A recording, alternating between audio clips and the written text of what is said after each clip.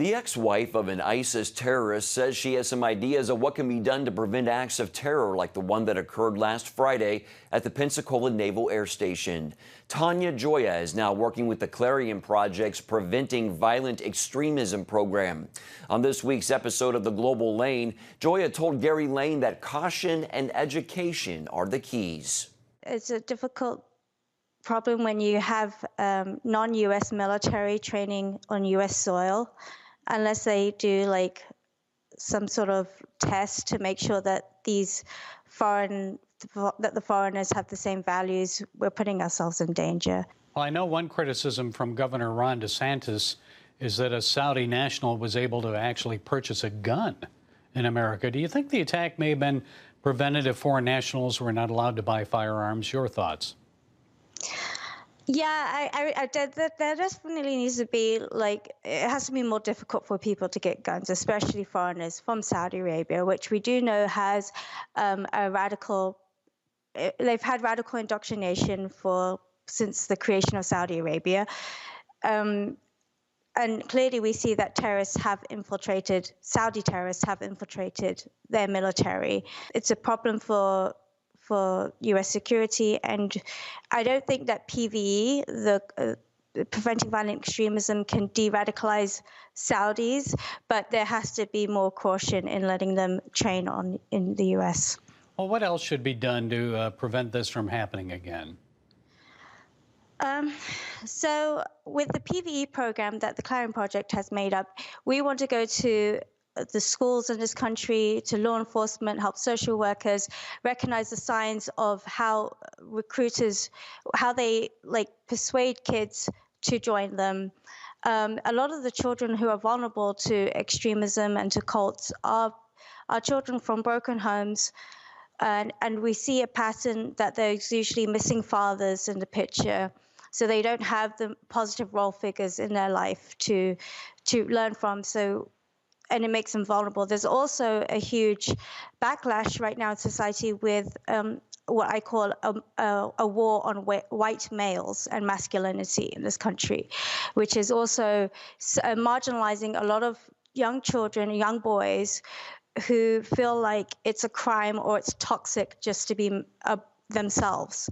It's very similar to my background when I was from a Muslim background, and when I was radicalized, I felt ostracized and I felt marginalized. I felt like no one likes Muslims, so the only people who accept me are the Muslim extremists.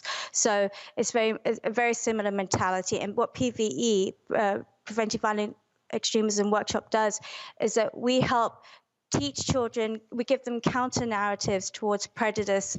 We'll be teaching empathy and social responsibility so that these young people won't turn to a cult or a violent extremism to deal with their grievances. We'll help them, we'll teach them how to put their anger into words and go through the political system, just basically to keep them out of harming society and ruining themselves and ruining their lives. We've seen a lot of massacres in our schools, a lot of shootings there, and a lot of people are like, well, I never knew. This wasn't the type of person that I would expect would do that. So what should parents look for if their children are becoming radicalized?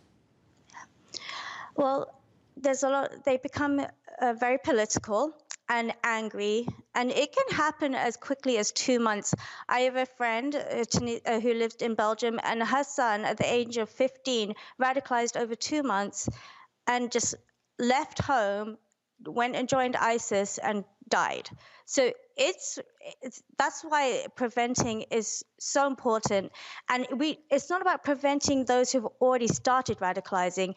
It's about educating youngsters before they even approach that difficult part of their life where they become so vulnerable and start wanting anarchy or becoming politicalized.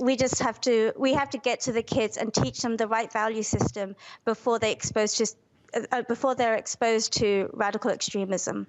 Part of de-radicalization for me was learning about other faiths, religions from the Middle East that came before Islam, that when Islam came into power, these religions came into decline. But it's part of the education. It's part of understanding where Islam came from. Where did Muhammad get his ideas?